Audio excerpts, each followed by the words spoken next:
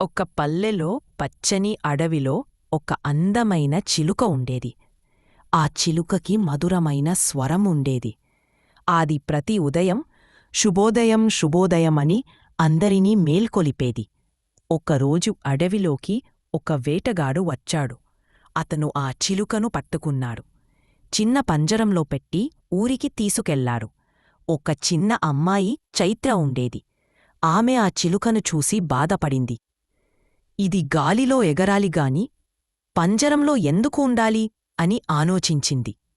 ఒక రాత్రి అందరూ నిద్రపోతున్నప్పుడు చైత్ర పంజరం తలుపు మెల్లిగా తెరిచింది. వెళ్ళు చిలుకా, స్వేచ్ఛగా ఎగు అని చెప్పింది. చిలుక ఆనందంగా రెక్కలు విప్పి ఆకాశంలోకి ఎగిరిపోయింది. ధన్యవాదాలు చైత్ర, నేను నిన్ను ఎప్పటికీ గుర్తుపెట్టుకుంటాను అని అరిచింది. తరువాత ప్రతి ఉదయం చిలుక తిరిగి వచ్చి ఆమె ఇంటిపై కప్పుపై కూస్తూ ఉండేది.